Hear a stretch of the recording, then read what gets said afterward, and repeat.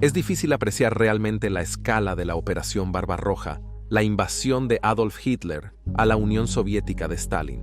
Comenzando el 22 de junio de 1941, 3.8 millones de tropas alemanas y proeje inundaron la frontera en Polonia ocupada y se lanzaron de cabeza a través de la Unión Soviética. Parecían imparables mientras reclamaban cientos de miles de millas cuadradas de tierra, limpiándola de aquellos que consideraban indeseables, según la ideología nazi, para que algún día pudiera ser colonizada y utilizada para alimentar y abastecer al imperio nazi. Los alemanes estuvieron tan cerca de derrotar a los soviéticos que el grupo de ejército centro, bajo el mando de Fedor von Bock, llegó tentadoramente cerca de Moscú mismo. Pero fue aquí donde el destino intervendría. Los alemanes no habían tenido en cuenta completamente el tamaño de la campaña que estarían emprendiendo, y los problemas de suministro comenzaron a afectar su avance, ralentizándolos una y otra vez. Esto permitió a los soviéticos organizar su resistencia e inhibir aún más su progreso. Pero lo que finalmente salvó a Moscú fue la llegada del brutal invierno ruso, congelando la guerra en su lugar durante varios meses. Con el inicio de la primavera de 1942, la guerra en el este estaba lista para comenzar de nuevo, pero el problema de los suministros, especialmente el petróleo, siempre fue una preocupación para el alto mando alemán, y por lo tanto, planearon una ofensiva que, si tenía éxito, no solo aliviaría su escasez de combustible, sino que también negaría a los soviéticos sus propias reservas de combustible. Parte de ese plan involucraba una ciudad en el borde del río Volga, en el este de Ucrania. Esta ciudad, anteriormente conocida como Volgogrado, desde entonces había sido otorgada con el nombre del líder soviético mismo, y mientras que pocas personas antes de la guerra sabían que incluso existía, en las décadas desde entonces, su nombre ha adornado casi todos los libros de historia como un ejemplo de lo que ocurre cuando dos fuerzas poderosas chocan y se niegan a ceder. Esta es la historia de Stalingrado. Bienvenidos a las guerras del mundo.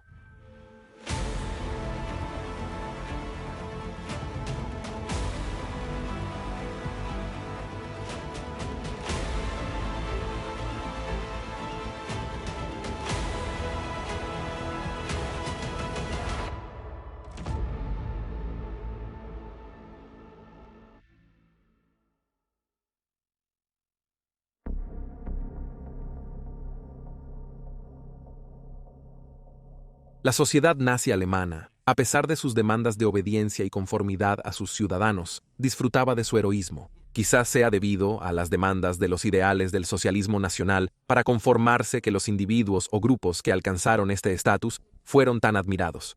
Su compromiso con el sueño nazi era tal que fueron elevados en estatus por encima de sus camaradas que buscaban ser como ellos. El problema para dichos héroes, sin embargo, era que tenían que demostrar continuamente que eran dignos de su posición casi a diario, y en la Wehrmacht eso significaba enfrentar al enemigo con entusiasmo. Sin dudarlo, quienes eran el enemigo, por supuesto, estaba dictado por la ideología nazi y tenía un alcance muy amplio. En el frente oriental, un soldado soviético armado con un rifle, un saboteador partisano con una palanca para dañar una línea de ferrocarril, una madre judía y sus hijos, todos eran lo mismo en las mentes retorcidas del liderazgo nazi, y esta creencia tenía que ser abrazada en cada oportunidad que se presentaba a un héroe del ejército de Hitler. Una de las unidades heroicas de Hitler era el Sexto Ejército de la Wehrmacht, que servía con el Grupo de Ejércitos del Sur, bajo el mando del mariscal de campo Walter von Reichenau, formado el 10 de octubre de 1939.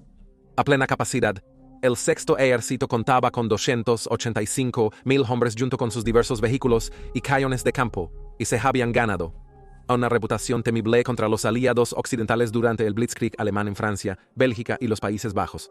El Sexto Ejército luego ayudó a encabezar la invasión del Grupo de Ejércitos del Sur al Ejército del Sur, convirtiéndose en el ejército más condecorado por valentía en la Wehrmacht. Sin embargo, este éxito ocultó su participación en el papel brutal y cruel que desempeñó en la erradicación de todos los enemigos concebidos en la mente nazi. Los miembros del Sexto Ejército fueron participantes frecuentes en innumerables asesinatos cometidos por las fuerzas alemanas en la Unión Soviética, a menudo por órdenes de Reichenau, pero también a veces por soldados, en un descanso de sus deberes de combate. Hitler había prometido que ningún soldado alemán sería culpado por su actitud contra los bolcheviques y para muchos en el Sexto Ejército, esto se veía como un permiso del Führer para matar libremente por razones insignificantes. Como el resto de la Wehrmacht en el este, el grupo de ejércitos del sur había resistido un invierno severo a finales de 1941. El 12 de enero de 1942, el Sexto Ejército estando en Poltava, oeste de Ucrania, el von Reichenau, de 57 años, decidió enfrentarse al frío extremo con una mañana. Descanso más tarde en el almuerzo, algunos de sus oficiales notaron que parecía enfermo antes de que de repente se desplomara agarrándose el pecho mientras sufría un ataque al corazón. Al escuchar esta noticia, Hitler ordenó inmediatamente que fuera devuelto a Berlín para recibir tratamiento y, aún inconsciente, fue atado a un sillón y cargado a bordo de un bombardero Dornier Do-17. Sin embargo, mientras intentaba aterrizar en Lemberg, en el este de Ucrania, para repostar, el Dornier se estrelló, matando al comandante del Sexto Ejército. Sin embargo, antes de su muerte, von Reichenau había tomado un gusto por el general Friedrich Paulus y lo había nombrado su sucesor como comandante del Sexto Ejército. Paulus había servido en la Primera Guerra Mundial y había luchado junto a Rommel durante la apertura del Frente Occidental, pero a diferencia del hombre que había llegado a ser conocido como el zorro del desierto, Paulus no se había distinguido en combate. En lugar de éxitos dramáticos, había supervisado una campaña competente y consistente, comandando hombres del 13º Regimiento de Infantería, considerado más bien distante por sus hombres. La historia demostraría que de hecho era uno de los pocos oficiales superiores alemanes que realmente entendía la importancia de la condición y la moral de sus hombres, en lugar de la lealtad ciega esperada por otros comandantes que los veían como herramientas. Después de la caída de Francia, Paulus fue reasignado a Berlín, donde ayudó en la planificación de la campaña del Grupo de Ejércitos Sur en la Unión Soviética. Visto con buenos ojos por von Reichenau, su elección para su reemplazo fue ligeramente controvertida entre las filas, con Paulus careciendo de la experiencia de otros candidatos potenciales, mientras que aparentemente no estaba tan comprometido con la causa nazi como su predecesor, revocando las órdenes de von Reichenau sobre el trato duro a los indeseables soviéticos y prohibiendo a sus hombres embarcarse en campañas de erradicación sin autoridad. Sin embargo, asignó tropas para ayudar a los escuadrones de asesinato dedicados que remaban detrás de las líneas del frente por órdenes del jefe de las SS, Heinrich Himmler. El primer orden del día de Paulus era llevar a su nuevo comando a través de los meses restantes del invierno soviético y asegurarse de que estuviera listo para las nuevas ofensivas que sin duda vendrían en primavera. No obstante, los soviéticos liderados por el mariscal Timoshenko golpearon primero al ejército de Paulus cerca de Kharkov el 12 de mayo de 1942. Durante 3 días de amarga lucha, el Sexto Ejército sufrió grandes bajas en una serie de acciones defensivas intentando frenar el avance del ejército soviético, hasta que la Luftwaffe pudo lograr la superioridad aérea local sobre la Fuerza Aérea Roja e iniciar una serie de devastadores ataques aéreos contra las fuerzas de Timoshenko. El 17 de mayo, el primer ejército Panzer contraatacó desde el sur de las fuerzas soviéticas, seguido 2 días después por el Sexto Ejército de Paulus, que contraatacó desde el norte. Cuando las dos poderosas fuerzas alemanas se conectaron, los soviéticos quedaron atrapados en un clásico movimiento de tenaza, que resultó en más de 250.000 de sus soldados cercados. Durante toda la campaña, los soviéticos sufrieron más de 270.000 bajas muertos, capturados o desaparecidos, en comparación con menos de 30.000 de la Wehrmacht. Habiendo repelido la ofensiva soviética, Paulus volvió a prepararse para la participación del Sexto Ejército en la próxima ofensiva del propio ejército alemán.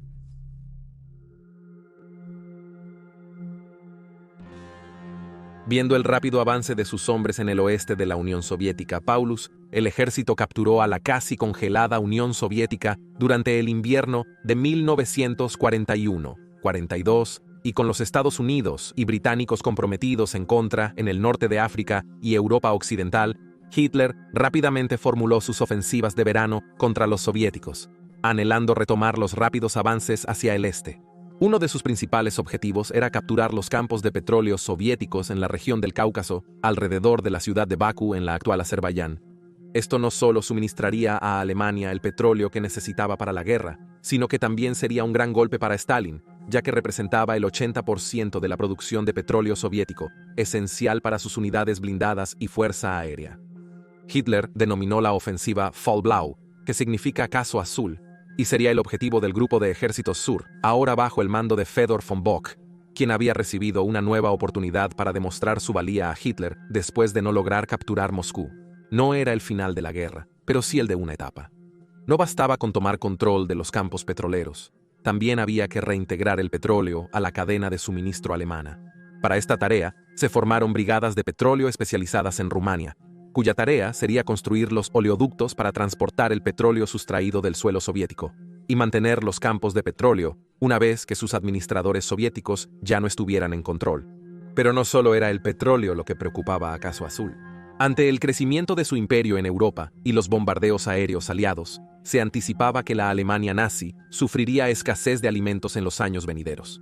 Solo 2 días antes del inicio de la Operación Barbarroja, el teórico e ideólogo nazi Alfred Rosenberg esbozó que para el éxito a largo plazo de Alemania, la Wehrmacht también debe hacer de la captura de los fértiles campos agrícolas de la región suroeste de la Unión Soviética una alta prioridad. En sus palabras, esta región se convertiría en el granero de la Alemania nazi. Parece increíble ahora, dado lo que seguiría. Pero en este punto temprano, capturar la ciudad con el nombre de Stalin no se consideraba una alta prioridad. En cambio, el ataque tenía como objetivo dañar la capacidad de la ciudad industrial para fabricar materiales de guerra, como armas y vehículos, alejar a las fuerzas soviéticas del avance hacia los campos de petróleo y perturbar los vitales enlaces de transporte por ferrocarril y río entre las fuerzas soviéticas en el norte y el sur. No obstante, Hitler entendió el valor propagandístico de capturar la ciudad nombrada por Stalin, y conforme se planificaba la ofensiva, el ejército soviético tomó la ciudad. Le dio cada vez más importancia a lograr ese objetivo, soñando con el insulto que sería para Stalin que hubiera una esvástica nazi enarbolada sobre los restos humeantes de su ciudad. No obstante, durante los preparativos, varios comandantes de la Wehrmacht manifestaron sus inquietudes sobre el plan. El frente de batalla, que el Grupo de Ejércitos Sur estaría estableciendo, era enorme, extendiéndose bien por encima de 1000 millas, poniendo una enorme carga en la cadena de suministro alemana, una faceta de la máquina de guerra nazi que ya empezaba a tambalearse, y también era una de las principales razones para la ofensiva, en primer lugar. Además, siempre existía el riesgo de que los alemanes se dispersaran demasiado y ofrecieran a los soviéticos la oportunidad de atravesar donde la línea era más delgada y rodear bolsas de fuerzas alemanas. Los alemanes eran muy conscientes de la efectividad de tales tácticas, habiéndolas empleado con éxito en numerosas ocasiones, incluyendo durante la mencionada Batalla de Kharkov en mayo. Von Bock fue especialmente crítico con esta parte del plan, ya que dependía en gran medida de unidades no alemanas, como los rumanos y húngaros, para cubrir los flancos de la Wehrmacht mientras avanzaban, y que habían demostrado ser menos capaces e incluso menos comprometidos que los alemanes durante toda la empresa oriental. Para abordar ambas preocupaciones, se depositó mucha fe en la Luftflotte 4 de la Luftwaffe, que además de proporcionar apoyo aéreo cercano a las fuerzas alemanas en avance, también podría ayudar a bloquear cualquier avance soviético lejos de la fuerza principal alemana y proporcionar apoyo logístico volando suministros. Esto se sumaba a que los cazas de la Luftwaffe proporcionaban cobertura aérea contra los aviones soviéticos, cuyos esfuerzos, a pesar de tener una ventaja numérica sobre los alemanes, a menudo se volvían ineficaces debido a tácticas deficientes y una estructura de mando inflexible. La Luftflotte 4, bajo la dirección del general austriaco Alexander Löwe, había llevado a cabo una intensa guerra hasta junio de 1942, incluyendo grandes campañas de bombardeo en Varsovia, Polonia en 1939.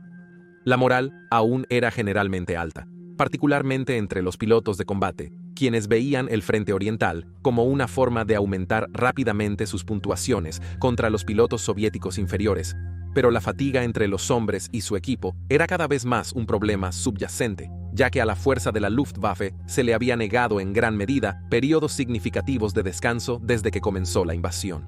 Sin embargo, más de 1500 aviones alemanes estaban disponibles para apoyar el Caso Azul al comienzo de la campaña.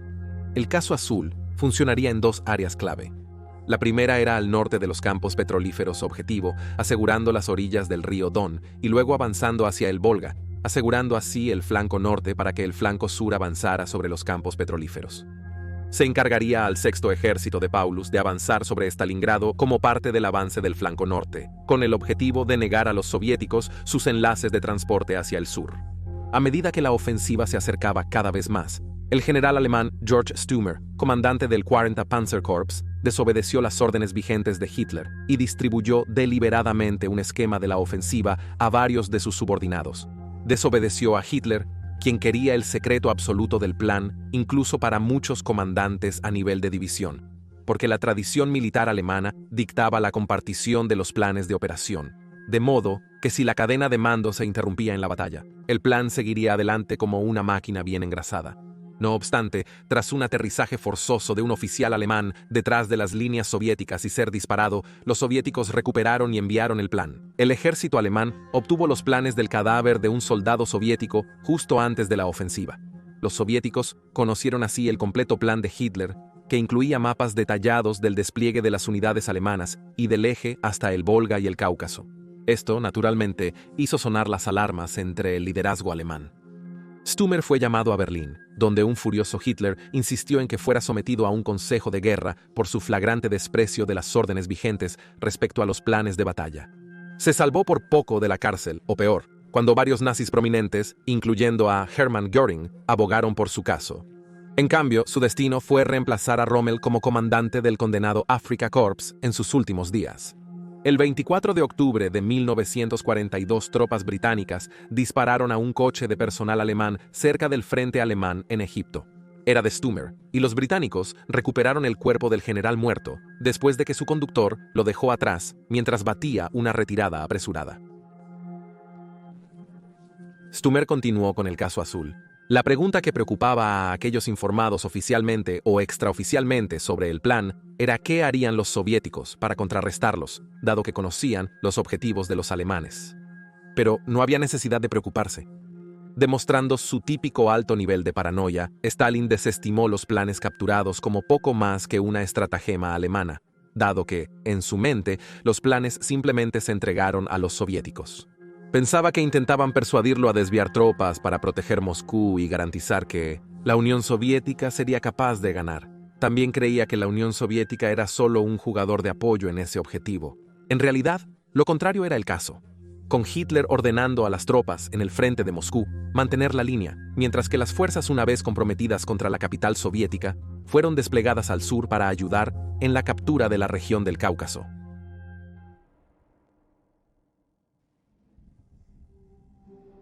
Antes de la ambiciosa ofensiva, la Unión Soviética se preparaba para luchar contra sí misma.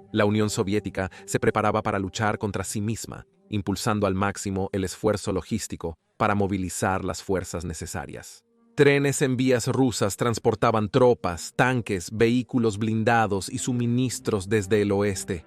Pero aún así, el problema del reabastecimiento después de que comenzó la ofensiva carcomía a los comandantes alemanes, quienes a pesar de todo decidieron poner su fe en Hitler una vez más. El Führer no les había fallado aún. El 28 de junio de 1941, la ofensiva comenzó, cuando el cuarto ejército Panzer, bajo el mando del hábil general Hermann Hoth, comenzó su carga hacia su objetivo. Apoyado por un intenso apoyo aéreo cercano, el cuarto ejército Panzer de Hoth hizo un rápido avance hacia el este, mientras los soviéticos, que para entonces habían aprendido a no quedar atrapados en batallas con los alemanes donde podrían ser rodeados, realizaban una retirada menos que ordenada, luchando por tratar de mantener una línea defensiva. Sin embargo, las aeronaves de Lohr continuamente lograron abrirse paso a través de cualquier formación soviética que se interpusiera en su camino. Finalmente, la situación se volvió tan crítica que los soviéticos se vieron obligados a trasladar su cuartel general a Kastogne para protegerlo de las unidades aéreas y blindadas alemanas que avanzaban hacia el este. El 30 de junio, Stalin sintió que la situación justificaba que el jefe del cuerpo blindado del Ejército Rojo, Yaren Fedorenko, tomara el mando de los más de 1000 tanques en la región que iban desde los ligeros T-60 hasta la pesada serie KV para las fuerzas de Hoth.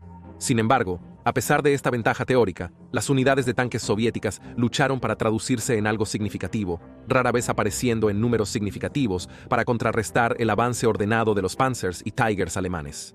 El 7 de julio, las fuerzas alemanas comenzaron a ocupar grandes áreas de Voronezh, incluyendo, lo más importante, la serie de puentes que cruzan el río. Los soviéticos intentaron contraatacar, pero fue organizado apresuradamente y terminó en desastre, mientras que el ataque soviético entre Voronezh y Kursk fue frenado por la artillería alemana y el apoyo aéreo. Pero los soviéticos aún no habían terminado y lanzaron más y más hombres a la ciudad. Mientras tanto, Hoth encontró a sus tanques esperando a que llegara la infantería de apoyo, que se retrasó 48 horas.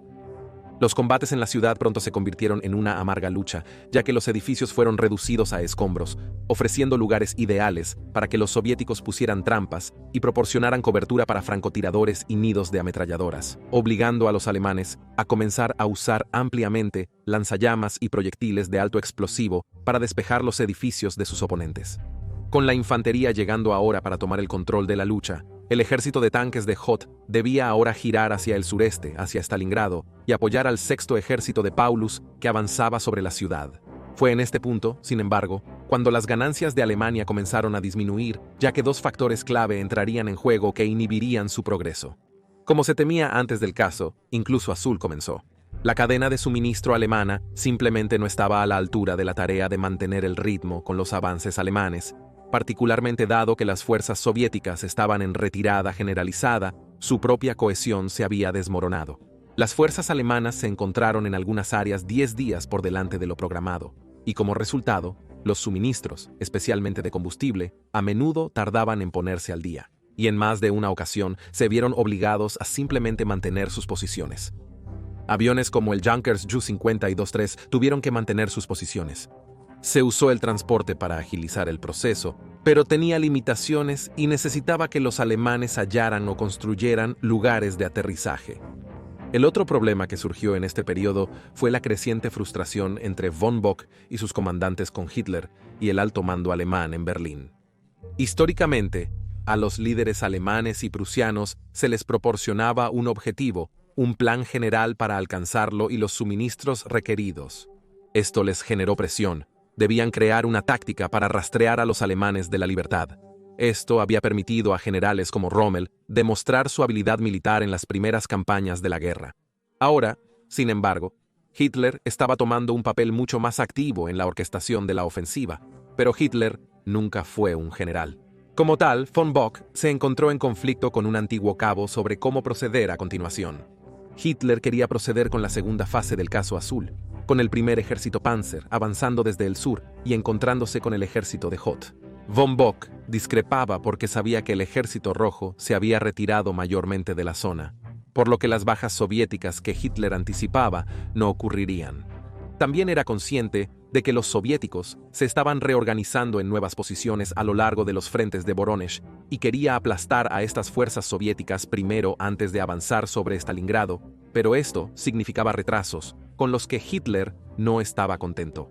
Por su parte, Hitler estaba frustrado de que von Bock todavía estuviera luchando en Voronezh, sintiendo que este no era un objetivo principal y que servía como distracción, mientras al mismo tiempo sentía que estaba siendo demasiado cauteloso en su manejo de la operación y no aprovechando las oportunidades que se presentaban. Hitler estaba así perdiendo rápidamente la confianza en la capacidad de von Bock para comandar el grupo de ejército sur durante esta ofensiva crítica, que tendría repercusiones para la guerra mucho más allá del campo de batalla.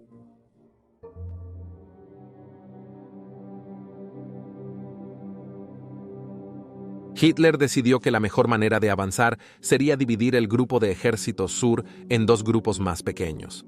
El grupo A estaría comandado por el mariscal Wilhelm List, cuyas fuerzas incluyen el primer ejército Panzer alemán, los ejércitos 11 y 17, y el tercer ejército rumano, y se les asignó a la región sur para capturar los campos de petróleo ellos mismos. Mientras tanto, al grupo B se le asignó continuar la lucha para asegurar el flanco norte y permanecería bajo el mando de von Bock, e incluía al sexto ejército de Paulus, a quienes ahora se les ordenó atacar Stalingrado, en conjunto con la ofensiva principal al sur, con apoyo flanqueador de tropas rumanas, húngaras e italianas. Creyendo que los soviéticos se habían retirado al bajo río Don, al norte de Rostov, Hitler ordenó al cuarto ejército Panzer de Hoth al sur detrás del ejército de Paulus, avanzando sobre Stalingrado para apoyar a los Panzers de von Kleist en el cerco al enemigo allí. Pero por supuesto, no había un enemigo significativo para cercar. En cambio, mover las fuerzas de Hoth al frente sur las sacó de la lucha principal y ató grandes cantidades de recursos, además de congestionar las carreteras y ferrocarriles necesarios para apoyar el movimiento hacia el sur. De hecho, los atascos de tráfico se volvían un problema serio para los alemanes. Esperaban luchar contra un enemigo atrincherado, pero en cambio, la velocidad de su avance significaba que las fuerzas alemanas se estaban enredando en los movimientos de los demás, en las pocas carreteras utilizables en la región. Hitler empezó a aprovechar la situación con la intención de levantar aparte.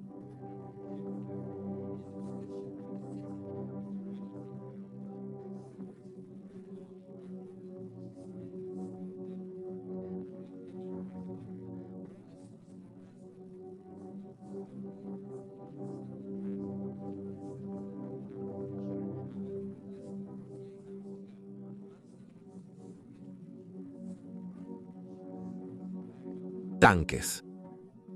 T-34 se aproximaron a las fuerzas alemanas cerca de la estación de tren Morozovsky. La infantería alemana tomó y fortificó viviendas cercanas, mientras los Panzers y otros vehículos se descargaban y preparaban para la batalla. A las 1740 horas del 16 de julio, 3 T-34 y 2 T-60 se acercaron desde la granja Morozov cercana mientras sondeaban el área en busca de fuerzas alemanas. Rápidamente fueron atacados por los alemanes, sin embargo, carecían de cañones antitanque lo suficientemente potentes como para penetrar la gruesa armadura inclinada del T-34 soviético, por lo que fueron destruidos sin pérdidas. Aunque un T-34 sufrió una avería en la caja de cambios y tuvo que ser remolcado de vuelta a las líneas soviéticas. Creando que esta pequeña unidad de reconocimiento era la única armadura en el área, los alemanes enviaron 4 tanques y cañones antitanque de apoyo en su persecución. No obstante, hallaron 2 cañones antitanque en la zona. Los alemanes enviaron 4 tanques contra compañías de tanques soviéticos completas. A pesar de destruir un T-34 e inutilizar 2 más, los soviéticos destruyeron 2 tanques alemanes, capturaron 1 inutilizado y destruyeron varios cañones antitanque. Anteriormente, comenzando el 17 de julio, Paulus hizo su avance hacia Stalingrado, habiendo sido reforzado con, entre otras unidades, la 24 División Panzer y su surtido de varios tipos de Panzer, acercando la fuerza de su ejército a casi 400.000 hombres. Sin embargo, su ejército de ninguna manera era inmune al problema de suministro que estaba agotando a la Wehrmacht en otros lugares del frente oriental, y esto ralentizó su avance sobre la ciudad. Además, generales como von Kleist se preguntaban por qué los Panzers de Hoth no recibieron la orden de dirigirse directamente a Stalingrado con Paulus, ya que literalmente estaban cruzando caminos de todos modos, pero el Führer no podía ser cuestionado. El mismo día, Hitler relevó a Bock como comandante del grupo de ejércitos B, reemplazándolo con Maximiliano von Weichs. Habiendo perdido la confianza del Führer, Bock nunca volvió a ocupar un puesto de mando superior en la Wehrmacht durante el resto de la guerra. En su lugar, se retiró en silencio. Reconociendo que la ciudad ahora era un objetivo alemán, el mariscal soviético Timoshenko firmó la Directiva No. 23, en la que simplemente esbozó que la tarea de los soviéticos en la próxima batalla era simplemente mantener el frente de Stalingrado a toda costa. Sin embargo, la incapacidad de Timoshenko para contener a los alemanes después de la ofensiva fue castigada por Stalin, cuando el 21 de julio lo reemplazó con Vladimir Nikolaevich Gordov. Mientras tanto, la fuerza de Paulus estaba en un combate intenso con el 62 grados ejército soviético y estaba al borde de destruir su flanco derecho cuando los soviéticos lanzaron un poderoso contraataque. Operando sin cobertura aérea, los tanques soviéticos fueron bombardeados una y otra vez mientras intentaban rodear el flanco izquierdo trasero de Paulus, pero a través de pura tenacidad, los soviéticos pudieron hacerlo. Con tenacidad y fuerza numérica, los tanques soviéticos comenzaron a amenazar a la fuerza de Paulus el 29 de julio, atrapándola en un movimiento de tenaza. Así, los soviéticos lograron poner al sexto ejército a la defensiva, arrastrando a Paulus al oeste de su objetivo, aunque temporalmente, y tomaría días de duros combates para volver a la marcha hacia Stalingrado, llegando a las afueras de la ciudad a finales de agosto. Stalin y el ejército soviético podían ver las verdaderas intenciones del ejército alemán, incluyendo su avance sobre la ciudad que llevaba su nombre. También podía ver que la retirada del ejército rojo había entregado enormes áreas de tierra a los alemanes, ya por un costo comparativamente pequeño para ambos lados, lo que, para él, significaba que sus fuerzas no estaban luchando hasta el final por la madre patria. Así, el 28 de julio de 1942 emitió la Orden No. 227, terminando las retiradas organizadas. Decía: el pueblo de nuestro país Por todo el amor y respeto que tienen por el Ejército Rojo, está comenzando a sentir decepción por él. Están perdiendo la fe en él, y muchos maldicen al Ejército Rojo por entregar a nuestro pueblo al yugo de los opresores alemanes, mientras el ejército huye hacia el este. El tiempo para retroceder ha terminado. Ni un paso atrás. Esa debe ser ahora nuestra consigna. Con esta única orden, el líder soviético había preparado el escenario para la batalla climática de Stalingrado, que llegaría a simbolizar la misma lucha entre el nacionalsocialismo de Hitler y el comunismo de Stalin. También marcó el fin de la Unión Soviética. La Unión Soviética fue para miles de sus soldados, ya que para mayor seguridad contra la retirada, la orden de Stalin pedía que se establecieran equipos de ametralladoras por los más confiables de sus tropas detrás de los soldados soviéticos avanzando. Si alguien retrocedía de un ataque, entonces estos ametralladores los eliminarían por su cobardía percibida, sin importar si las probabilidades de éxito contra la posición alemana eran casi nulas. El aspecto más cínico de las directrices de Stalin era su incapacidad para derrotar a la Unión Soviética.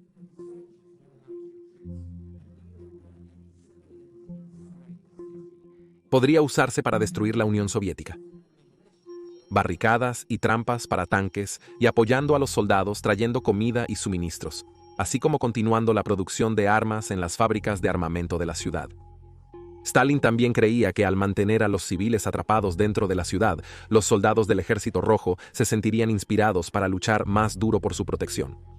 De hecho, había un deseo apasionado de resistir entre los soldados soviéticos, pero la confianza en sus oficiales a veces era efímera debido a la paranoia sobre su conducta que se filtraba desde la cima hasta los tenientes más humildes. Stalin era muy consciente de cómo el antecesor del Ejército Rojo, el Ejército Imperial Ruso, se había vuelto contra el zar y su aristocracia en la Primera Guerra Mundial, impulsado por él y Lenin, y siempre temía que lo mismo le sucediera a su gobierno. Una consecuencia de esto fue una desconfianza entre los oficiales y sus hombres que minaba la moral. Si los soldados soviéticos creían o no en los ideales del comunismo, tanto como se representaba en la propaganda soviética, dependía de la convicción de cada hombre. Sin embargo, lo que los impulsaba era el conocimiento de lo que los alemanes habían hecho en el territorio soviético que ya habían capturado. El asesinato en masa y la violación, incluso de niños y ancianos, dejaron a los soldados con un odio ardiente hacia los invasores y un profundo deseo de asegurarse de que lo mismo no sucediera en sus ciudades y pueblos natales. Sin embargo, al igual que los alemanes, la escala titánica del Frente Oriental significaba que los problemas de suministro eran siempre un dolor de cabeza para los soviéticos, agravado por la reubicación de la fabricación de armas al este, para mantenerlas fuera del alcance de los bombarderos alemanes. Esto retrasó la entrega de nuevas armas. Los aliados occidentales de Gran Bretaña y los Estados Unidos ayudaron a compensar la escasez de equipo, pero la reciente cancelación de los convoyes árticos tras el desastre del convoy 17 significaba que no vendrían más hasta los meses de invierno, cuando la oscuridad ocultaría su acercamiento a los aviones alemanes.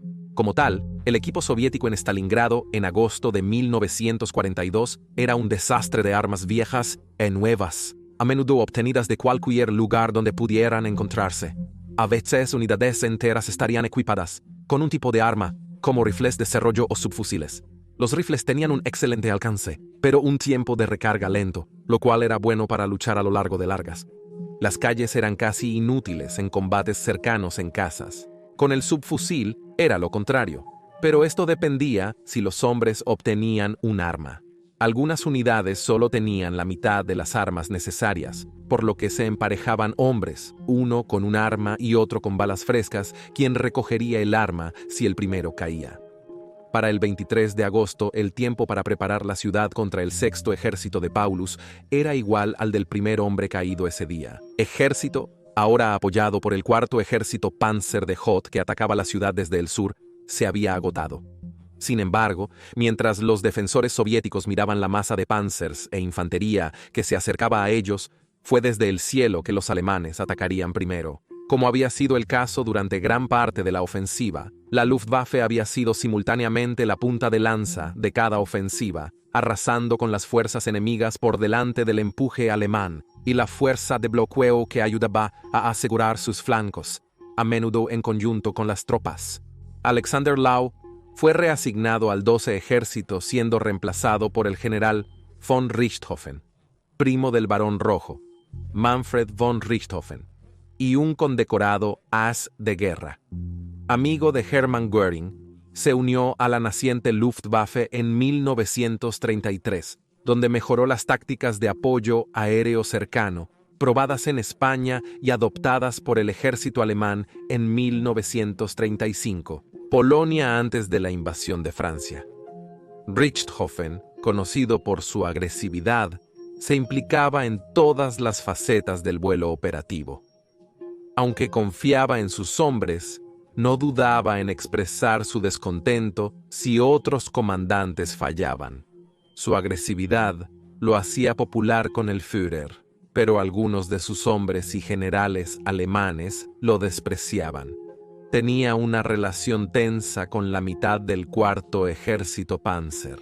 Para respaldar el avance terrestre de Paulus en la ciudad, Richthofen planeó un bombardeo en el que se soltarían grandes cantidades de explosivos y armas incendiarias para iniciar incendios en los edificios de madera de los suburbios.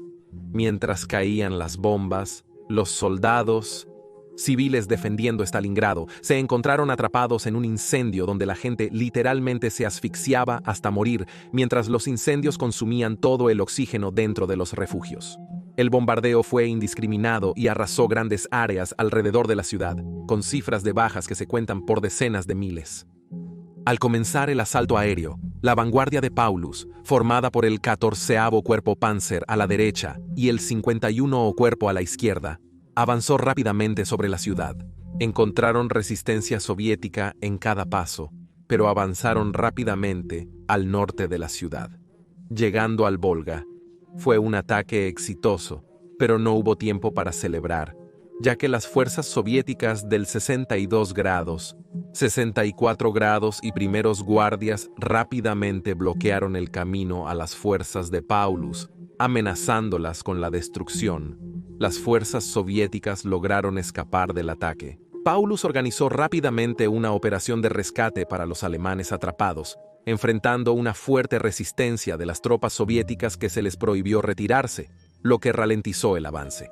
Simultáneamente, Luftlotte de 4 bombardeaba la ciudad, buscando destruir las defensas soviéticas y mantener a las tropas soviéticas alejadas de la punta de lanza alemana. Ante la resistencia soviética, comprendió que llegar a los atrapados tomaría varios días. Las fuerzas soviéticas se habían reagrupado y la Luftwaffe tuvo que hacer lanzamientos de suministros a los cercados para mantenerlos en combate. El 25 de agosto, von Richthofen se unió a su equipo en un bombardeo sobre la ciudad, dado el mínimo riesgo de cazas soviéticos. Desde su avión, vio la ciudad ardiendo con gran satisfacción, disfrutando de su destrucción como en Varsovia, sin considerar las vidas civiles soviéticas. Se vieron obligadas a abandonar la ciudad debido a un ataque, lo que llevó a las fuerzas soviéticas a retirarse también. Paulus dirigió una nueva embestida con el 48 Cuerpo Panzer, con el objetivo de reabastecer a los alemanes atrapados. Sin embargo, los Panzers eran vulnerables a emboscadas en las estrechas calles de la ciudad bombardeada. Llegaron a los alemanes, entregaron suministros, pero tuvieron que retirarse por falta de infantería para contrarrestar ataques soviéticos, lo que provocó otra retirada soviética. Sur de la ciudad, el cuarto ejército Panzer de Hoth golpeó hacia el norte, hacia el Volga, protegido por los ejércitos 51 y 57 soviéticos. A pesar de las primeras ganancias, los tenaces soviéticos lograron repeler a su ejército, obligándolo a retirarse y reagruparse listo para el próximo empuje. Sin embargo, quizás volviéndose demasiado confiado como resultado de este éxito o sintiendo que el sexto ejército era la mayor amenaza, los soviéticos retiraron algunas de las unidades del ejército soviético y los soviéticos se retiraron a la flanco sur de la ciudad al norte para ayudar a prevenir que Paulus rescate a sus hombres cercados. Percibiendo su oportunidad, Hoth atacó de nuevo y comenzó a empujar a los soviéticos de vuelta a la ciudad asediada, mientras que después de una semana de intensos combates y bombardeos aéreos por parte de Luftlotte 4, las fuerzas de Paulus finalmente se unieron con el 14 Panzer y el 51 Cuerpo salvándolos de la destrucción. Desconocido para todos en ese momento, esta primera ronda dentro de la ciudad presagiaba ominosamente. Los alemanes al empujar a los soviéticos y capturar varios aeródromos, incluido el importante Pitomnik el 3 de septiembre, presagiaban eventos futuros. Pitomnik, a 15 kilómetros al oeste del centro de la ciudad, tenía una pista de concreto larga y la infraestructura para manejar aviones grandes como el Focke-Wulf Fu-200. Los soviéticos intentaron detener su avance. Esfuerzo por frenar el avance alemán a través de la ahora arruinada ciudad, Stalin ordenó refuerzos en barcazas desde el lado este del Volga, pero con la Luftwaffe controlando los cielos, el río se tiñó de rojo con la sangre mientras las tropas soviéticas eran ametralladas y bombardeadas en sus barcazas. Tan pronto como llegaban a Stalingrado, a menudo eran inmediatamente lanzados contra los alemanes en grandes asaltos de oleadas humanas, con poco más que un arma y unas pocas rondas de munición si tenían suerte. En esta etapa de la batalla, los soviéticos pudieron avanzar y la esperanza de vida de un soldado soviético en la ciudad se medía en horas, siendo más de 24 la excepción. Pero los soldados que sobrevivían descubrían que el bombardeo alemán les proporcionaba una ventaja inesperada. Las ruinas ofrecían numerosas posiciones para esconderse, emboscar a las tropas alemanas o ubicar francotiradores para eliminar a los oficiales alemanes, con la intención de interrumpir el suministro de las tropas soviéticas. Funcionamiento de la unidad alemana. Además, la ventaja ofrecida por la armadura alemana fue casi anulada, ya que las calles estaban bloqueadas por escombros y barricadas soviéticas, haciendo de la lucha por Stalingrado un asunto predominantemente de infantería. Sin embargo, los alemanes seguían avanzando hacia el Volga. El 14 de septiembre comenzó el asalto final alemán al Volga, y al día siguiente las tropas alemanas pasaron el enorme elevador de grano de la ciudad. Esta imponente estructura, de 90 metros de largo y 35 metros de alto, tenía apenas 2 años, ya que se había completado en 1940 y fue abandonada por su personal que se había unido a la defensa de la ciudad. Sin embargo, cuando las tropas alemanas entraron en la zona, el teniente soviético Polyakov decidió que ofrecería la ubicación ideal para fortificar la posición de sus hombres, y llevó a 27 de ellos a ocuparla, armados solo con algunos rifles, ametralladoras y morteros. Más tarde en la tarde, cuando los alemanes se dieron cuenta de lo que Polyakov estaba haciendo, atacaron con infantería y un puñado de panzers, pero increíblemente, las tropas soviéticas lograron repelerlos. Sorprendentemente, los alemanes no pudieron suprimirlos ni al día siguiente ni al siguiente. Un soldado alemán llamado Wilhelm Hoffmann describió lo frustrante que era no poder desalojarlos. Escribiendo en su diario, comentó: "El elevador está ocupado no por hombres, sino por demonios, que ni las llamas ni las balas pueden destruir". Finalmente, se convocó a los Stuka para destruir el elevador, pero incluso esto falló, obligando a los alemanes a rodear el sitio e intentar desgastar a los defensores con el tiempo. Con bombas cayendo desde arriba y morteros y artillería disparados al costado de la estructura, inevitablemente, por supuesto, Polyakov se dio cuenta de que no podían resistir para siempre. El 21 de septiembre, los alemanes cambiaron de táctica y enviaron un grupo de colaboradores soviéticos para intentar animar a los defensores a rendirse, pero Polyakov se negó, y así los alemanes atacaron de nuevo. Solo ese día, la pequeña guarnición soviética mató a 30 alemanes y hirió a 72 más, pero Polyakov sabía que estaban viviendo a cuenta, y esa noche, él y los sobrevivientes de su unidad se lanzaron a la fuga, llegando 15 de ellos a las líneas soviéticas 24. La imagen del granero devastado en la propaganda soviética se convirtió en un símbolo de la tenacidad y determinación soviéticas para repeler a los invasores alemanes. Los comandantes alemanes, tanto en el campo como en Berlín, estaban horrorizados por la ferocidad de los combates en Stalingrad y este nuevo espíritu soviético de desafío. Convencidos de su superioridad en la batalla, gracias a las tácticas del Blitzkrieg, los alemanes que luchaban en Stalingrad se veían retrocediendo en términos de tácticas, ya que luchaban una simple batalla de desgaste entre hombres en espacios tan reducidos que las bayonetas y los cuchillos de bota eran tan útiles como las balas y las granadas. Las bajas en ambos bandos fueron altas, especialmente en la Unión Soviética, aunque menos útiles que las balas y granadas.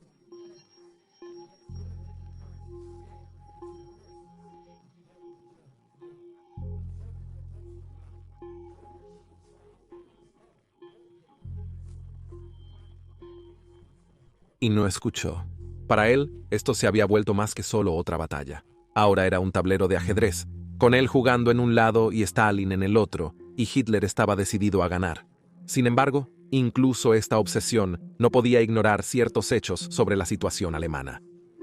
Las bajas en los ejércitos de Paulus y Hoth eran espantosas, y se necesitaban reemplazos con urgencia. Los tanques se desgastaban por uso constante y ataques soviéticos, mientras que la artillería reportaba desgaste en los cañones de sus armas de campo. Mientras tanto, la Luftwaffe había estado tan fuertemente involucrada en apoyar tanto el ataque a Stalingrado como la carga en los campos petrolíferos de la región del Cáucaso, que tanto sus hombres como sus máquinas estaban sufriendo de fatiga crónica. Y por supuesto, si todo esto no fuera suficiente, la cadena de suministro alemana todavía sufría interrupciones frecuentes, muchos soldados alemanes recurriendo a robar comida de la ciudad, o incluso disparando al enemigo, y comiendo los caballos que habían traído consigo. Pero Hitler aún no escuchaba, y enfurecido por las advertencias de Halder, despreciándolas como demasiado pesimistas, lo despidió el 24 de septiembre mientras Weichs decidió que lo único que quedaba por hacer para compensar las pérdidas de Paulus en la ciudad era reubicar las unidades alemanas que cubrían los flancos norte y sur, donde los combates eran esporádicos o inexistentes, y hacer que esas posiciones fueran asumidas casi en su totalidad por unidades rumanas e italianas. Esta era una movida lógica, dada la situación, aunque muchos en el alto mando alemán estaban más que un poco nerviosos por depender de estas unidades, especialmente los italianos, que una y otra vez habían demostrado ser muy inferiores a los combatientes alemanes y a muchos aliados, pero no había otra alternativa. El 30 de septiembre Hitler, seguro de ganar, anunció erróneamente que la ciudad estaba casi totalmente conquistada, a pesar de que las tropas de Paulus y Hoth estaban realmente en un duro impasse con los soviéticos. Los italianos, ahora confinados a una franja de 9 millas a lo largo del Volga en la ciudad. En algunos lugares, los alemanes estaban tan cerca del gran río que intercambiaban fuego directo con las tropas soviéticas que lo cruzaban. Pero a pesar de todo, ni Stalin ni el Ejército Rojo estaban dispuestos a abandonar lo que quedaba de la ciudad. Ni un paso atrás.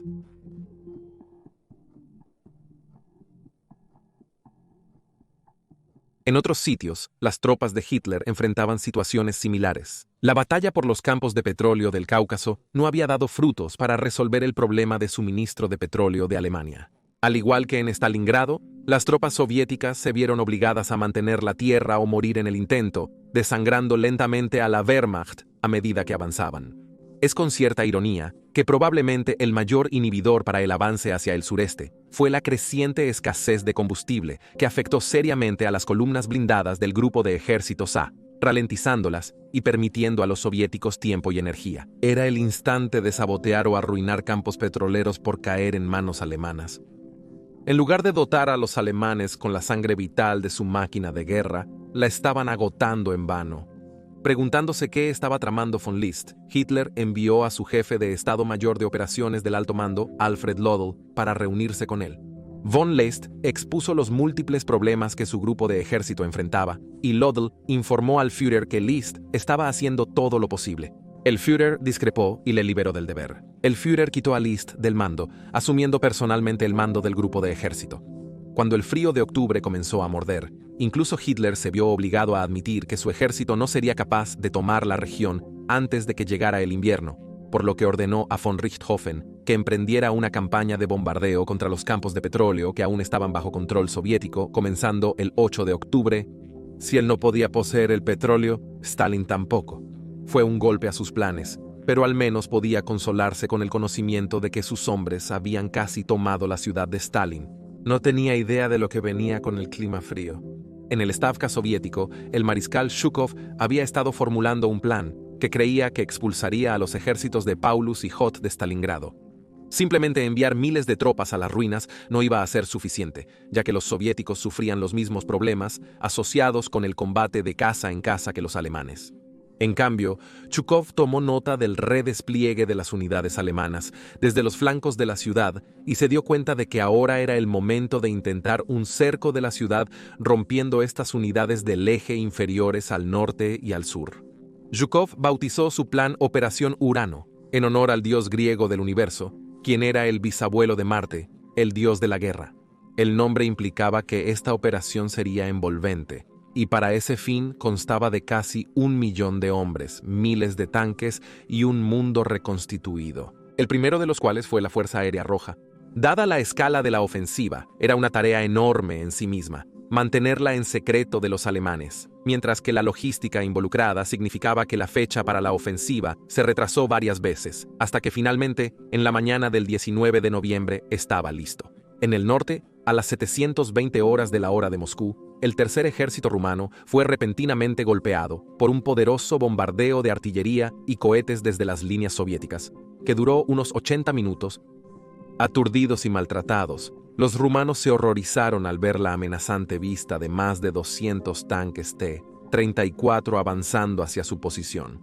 Los rumanos, en su mérito, ofrecieron una resistencia firme, repeliendo la primera ola.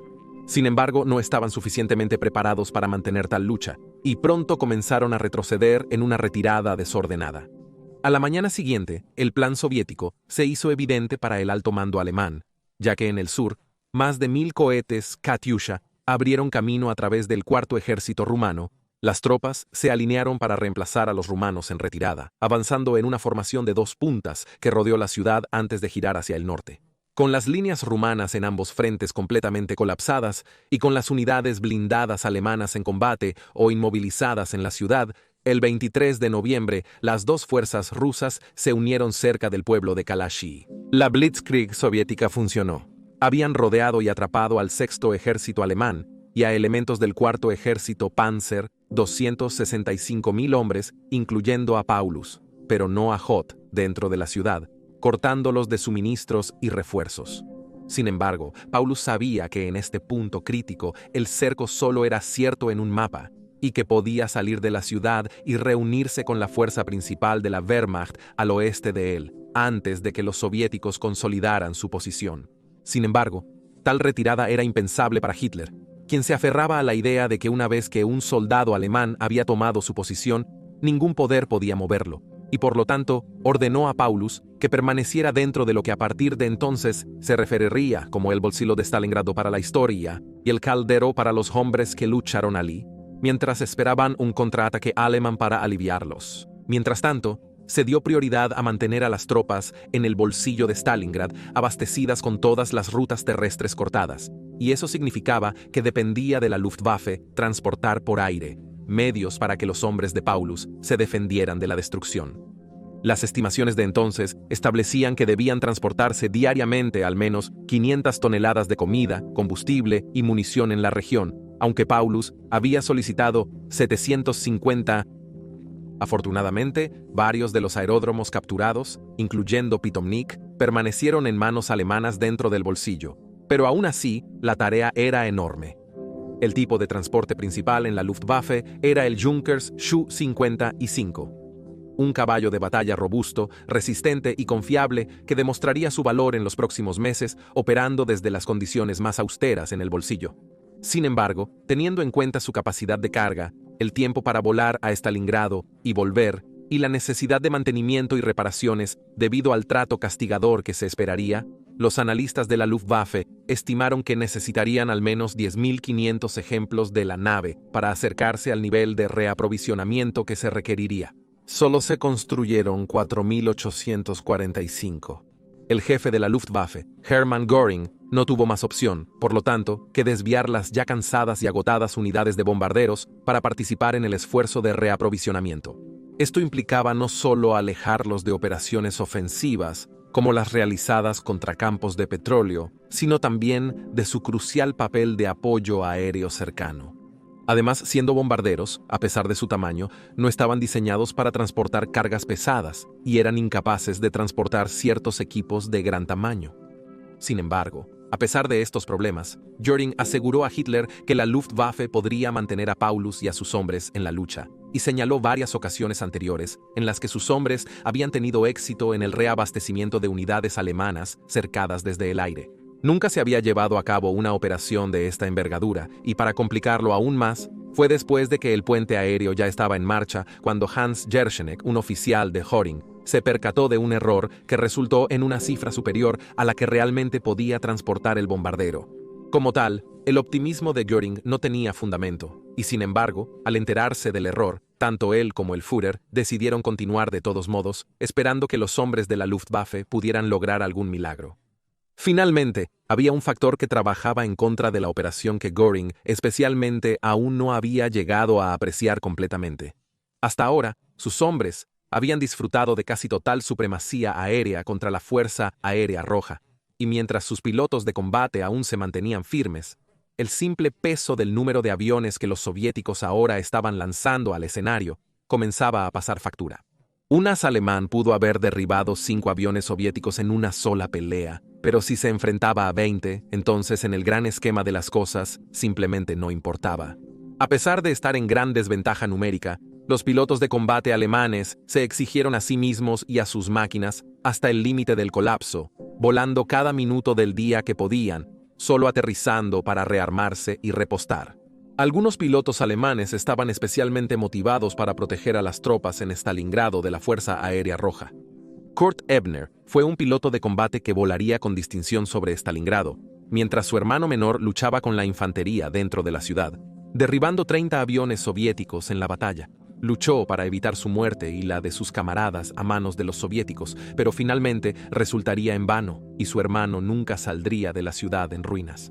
A medida que se iniciaba el puente aéreo, los resultados demostraban ser lamentablemente inferiores a lo necesario, con apenas 200 toneladas llegando a Potomnik y otros rudimentarios dirigibles establecidos dentro del bolsillo. Se presionó a más bombarderos para que prestaran servicio en apoyo al puente aéreo, algunos intentando lanzar suministros sobre las líneas alemanas, aunque en la devastación, a veces era difícil distinguir las líneas alemanas de las soviéticas.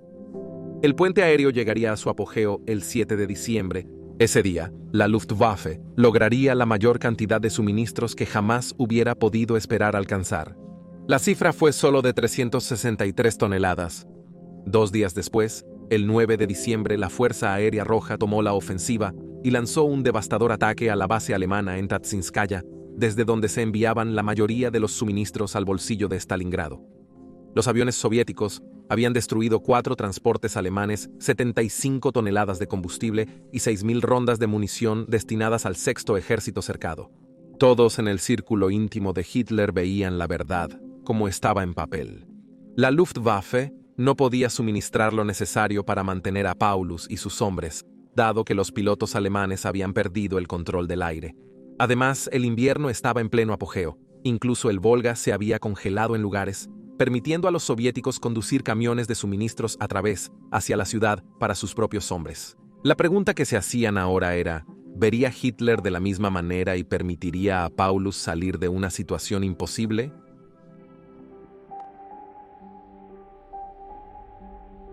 El 18 de diciembre, el mariscal de campo Erich von Manstein, comandante del grupo de ejércitos Don Alemán, que comprendía las unidades restantes del grupo de ejércitos B que estaban luchando contra los soviéticos fuera del bolsillo, y que finalmente tendría la tarea de rescatar a Paulus, envió a uno de sus oficiales subalternos para reunirse con el comandante del Sexto Ejército y transmitir la ofensiva planificada del mariscal de campo para levantar el cerco.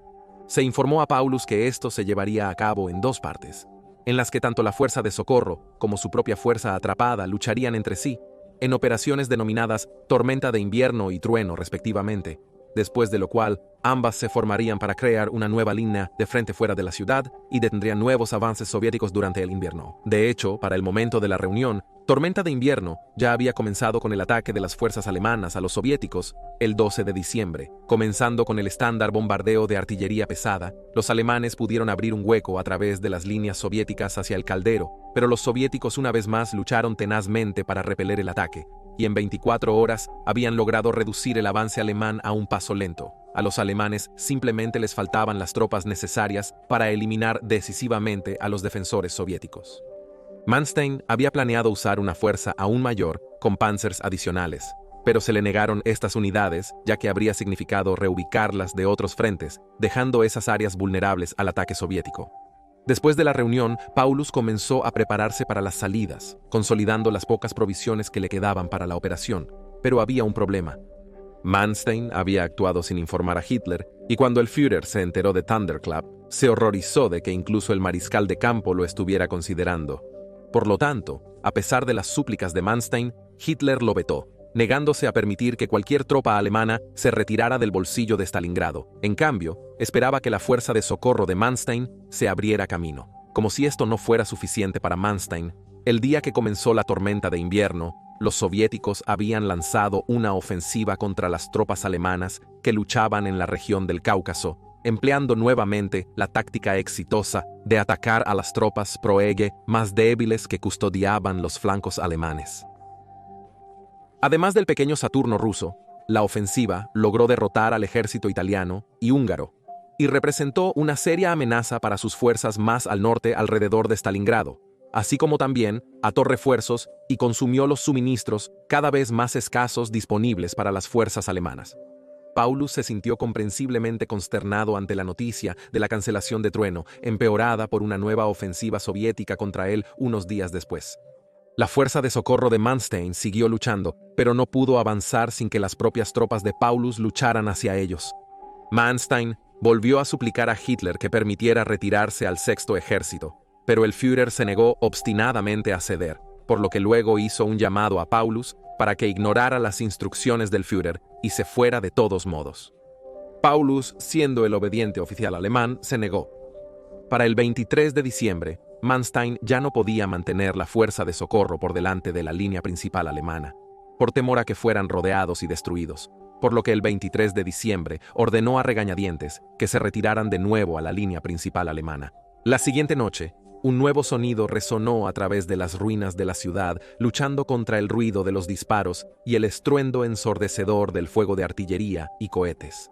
Era el canto de villancicos alemanes, pero la Navidad no trajo respiro.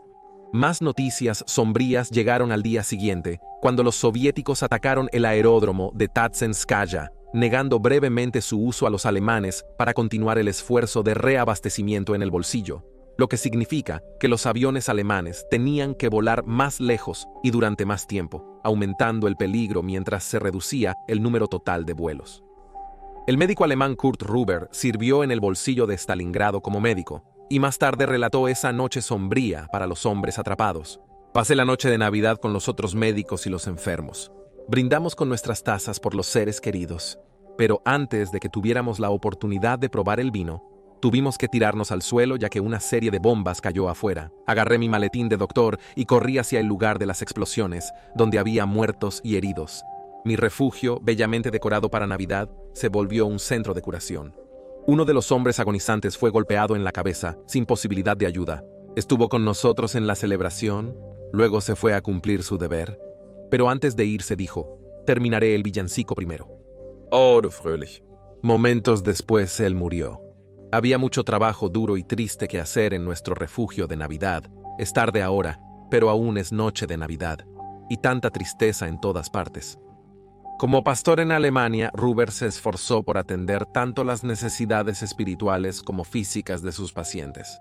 En el reverso de un mapa soviético capturado, dibujó una imagen de la Madonna y la colgó en la pared de su búnker, convirtiéndose en una especie de santuario para los soldados alemanes que buscaban un pequeño consuelo durante una temporada destinada a ser de buena voluntad para todos los hombres. Aunque el consuelo era un camino, palabra poco usada por las fuerzas alemanas atrapadas. En esos últimos días de diciembre se habían acostumbrado tanto al hambre que a veces no notaban los dolores en su estómago. El frío, en cambio, los distraía mientras se acurrucaban en sus posiciones defensivas, tratando de encontrar el más mínimo aliento de calor de sus camaradas. En diciembre de 1942, entrando en enero de 1943, los suministros en el bolsillo se redujeron tanto que algunos días los hombres recibían solo 200 gramos de pan para sostenerlos mientras luchaban contra un mar interminable de tropas soviéticas, empujándolos cada vez más adentro de la ciudad. La necesidad de comida y agua entre las tropas alemanas los llevaría a recurrir a algunos de los métodos más crueles para mantenerse. Cualquier civil, capturado con un pequeño pedazo de pan rancio, podía verse al final de un rifle alemán, mientras que los soldados soviéticos muertos eran saqueados por escasas raciones. Respecto al agua, la nieve y el Volga deberían bastar, pero el problema radicaba en la cantidad de francotiradores del Ejército Rojo. Escondidos entre los escombros y en la orilla opuesta del gran río, y sin ningún lugar donde esconderse al recolectar el agua, muchos alemanes deshidratados quedaron flotando sin vida después de este intento desesperado. Pronto, muchos de los alemanes se dieron cuenta de que Stalingrado todavía tenía un recurso en abundancia que podían usar para recolectar el agua: los huérfanos. Los niños soviéticos en la ciudad fueron reunidos por soldados alemanes, algunos de los cuales tenían tan solo 5 o 6 años, y se les prometieron cosas como chocolate si iban al Volga y recogían agua para ellos. Indudablemente, los alemanes no poseían esos lujos para ofrecer, pero los niños, confiando en los mayores, hacían lo pedido, soñando con sus premios. Cuando los oficiales soviéticos se dieron cuenta de lo que estaba sucediendo, instruyeron a sus francotiradores para disparar a estos niños como enemigos de la Unión Soviética. El puente aéreo alemán comenzó a colapsar al inicio del nuevo año. Los vuelos repetidos hacia y desde los bolsillos de Stalingrado cobraron un terrible peaje, tanto en hombres como en máquinas, ya sea rompiéndose por la tensión o siendo desgastados por una resistencia de cazas cada vez más pesada. En un caso, un artillero a bordo de un transporte Ju-52 afirmó que después de quedarse sin munición defendiéndose de los cazas soviéticos, en pura desesperación, comenzó a lanzar cosas hacia sus atacantes, incluyendo un rollo de papel higiénico.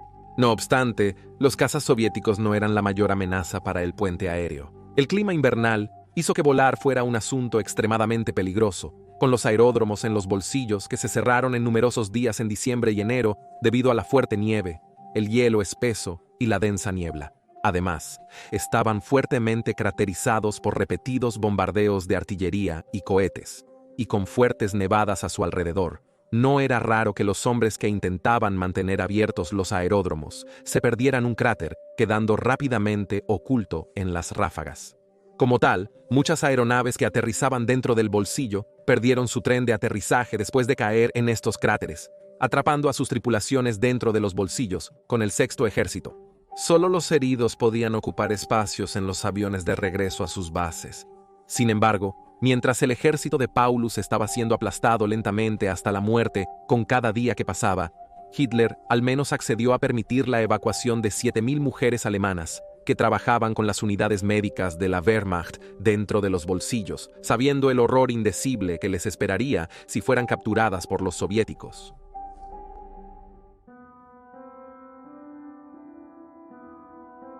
El 9 de enero de 1943, las tropas alemanas supervivientes habían sido comprimidas en un bolsillo cada vez más pequeño, mientras que el ejército alemán fuera del cerco luchaba por contener la ofensiva soviética. Y por lo tanto, para todos excepto el Führer, el fin para Paulus y sus tropas estaba claramente a la vista. Fue en este punto cuando los soviéticos decidieron ofrecer la zanahoria en lugar del palo. Entonces los aviones soviéticos arrojaron miles de folletos sobre las tropas alemanas, que describían el trato muy favorable que podrían esperar si aceptaban la oferta soviética de rendirse. La oferta de rendición garantizaba su seguridad si no resistían, con la promesa de que tras la guerra los hombres podrían regresar a Alemania. Si eso no fuera suficiente, se les prometió raciones regulares y que cualquier tropa alemana enferma o herida recibiría atención médica.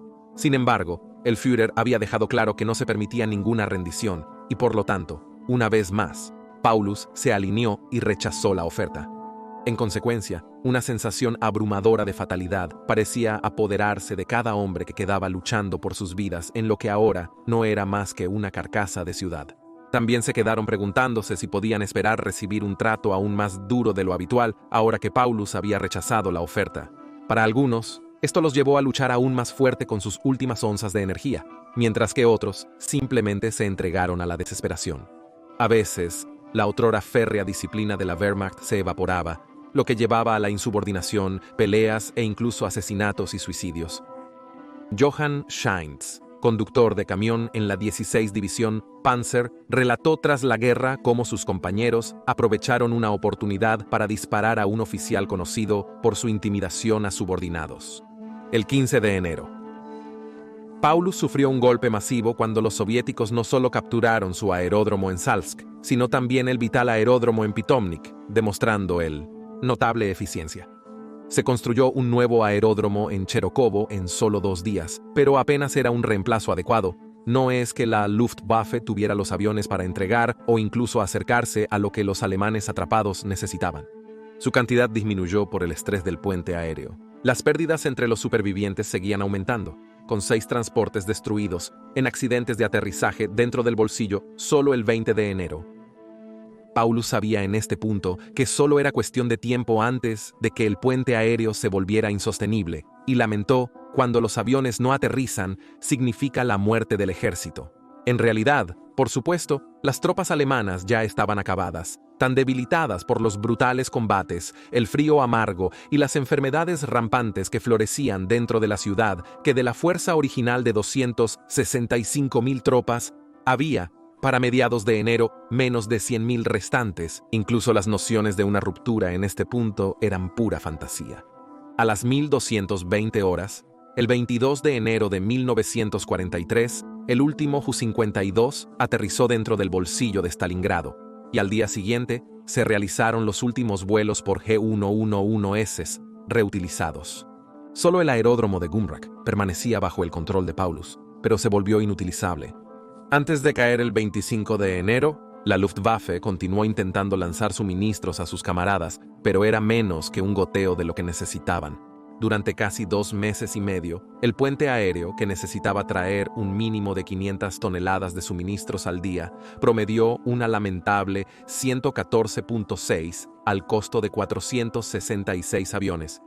El 26 de enero el bolsón alemán fue dividido en 2 por un ataque soviético, y aún así, incluso ahora, Hitler seguía convencido de que los soldados alemanes dentro del bolsón podían lograr un milagro. Él estaba completamente desconectado de la realidad. Paulus recibió noticias impactantes el 30 de enero de 1943. Hitler lo había ascendido a mariscal de campo, y con esta noticia, Hitler le recordó que ningún mariscal de campo alemán había sido capturado vivo. Algunos han interpretado este gesto como que Hitler aún creía que Paulus podía mantener la ciudad.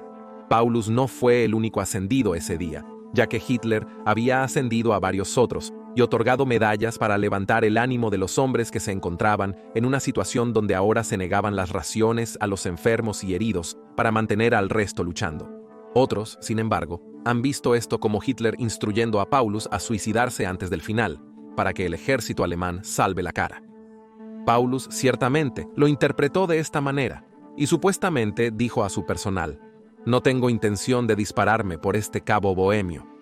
Para entonces, algunos oficiales alemanes ya estaban tomando la decisión de poner fin a la locura, como un general que ordenó a sus tropas gastar toda su munición, haciendo imposible cualquier resistencia adicional, obligándolos a rendirse. Luego, el 31 de enero al mediodía, la propia posición de Paulus fue superada y él fue tomado prisionero. El mariscal de campo entregó su personal, pero dejó a sus propios hombres decidir sus destinos. Los últimos grupos organizados finalmente se rindieron el 2 de febrero de 1943, poniendo fin a la batalla de Stalingrado.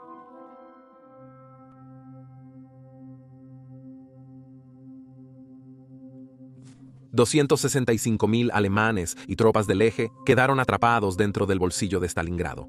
Solo 91.000 lograrían salir para entrar en cautiverio soviético, donde fueron sometidos a un trato tan brutal que solo alrededor de 6.000 sobrevivirían a la guerra.